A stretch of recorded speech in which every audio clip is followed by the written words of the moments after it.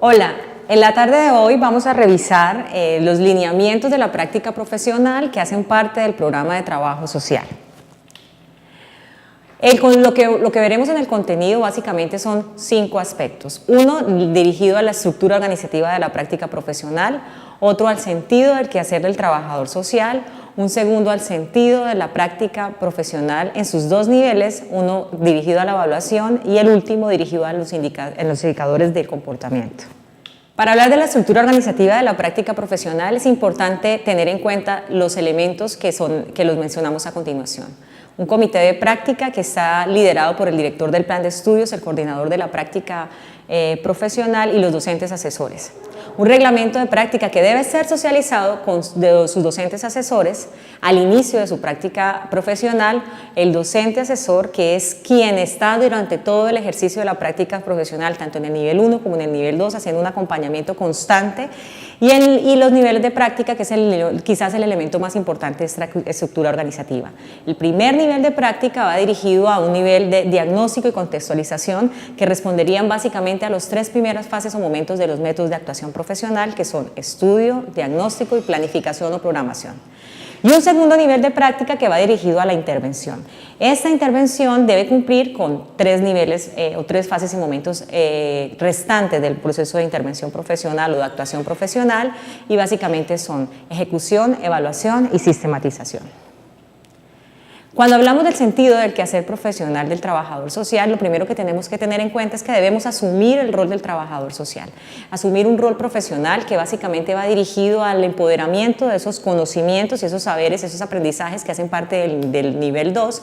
y de la producción de resultados, lo cual se enmarca dentro de un compromiso ético que está regido por nuestro Código de Ética Profesional, en el cual también tenemos impresos nuestros principios y valores a tener en cuenta dentro del ejercicio profesional. El sentido de la práctica profesional en el nivel 1 va dirigido a un primer momento de contextualización institucional, es decir, que debe responder a un diagnóstico donde revisemos la misión, la visión del escenario de las prácticas profesionales y también de las situaciones que se pueden presentar allí. Estas situaciones deben ser evaluadas desde nuestro quehacer profesional para luego ser identificadas o poder identificar mejor en ellas las problemáticas que pueden ser atendidas o que son atendidas por la institución. Debemos reconocer cuál es la población objeto, cuál es la situación social que se presenta en este contexto o en este escenario de práctica profesional, para finalmente, luego de los 4 primeros meses de práctica profesional, realizar una propuesta de intervención que puede ser desarrollada en el segundo nivel de práctica profesional.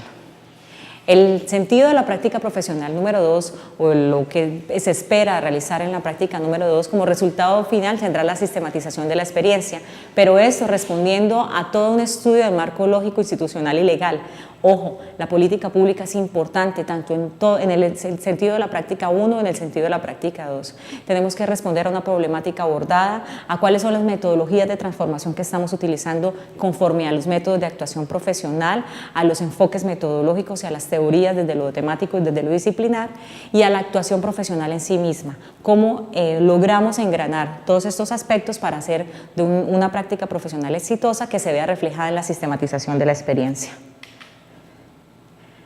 Cuando hablamos de los indicadores del comportamiento,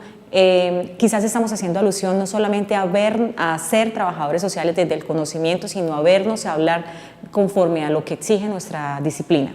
Por eso hacemos énfasis en la utilización del uniforme adecuadamente de la práctica profesional, hacer un control de las emociones, tener siempre un lenguaje asertivo y cumplir con lo que la normatividad de la empresa, de la institución y de la universidad así lo requiere. Esto es todo por el día de hoy. Espero les sirva estas indicaciones para que su práctica profesional sea exitosa y dé cuenta de un proceso de aprendizaje integral.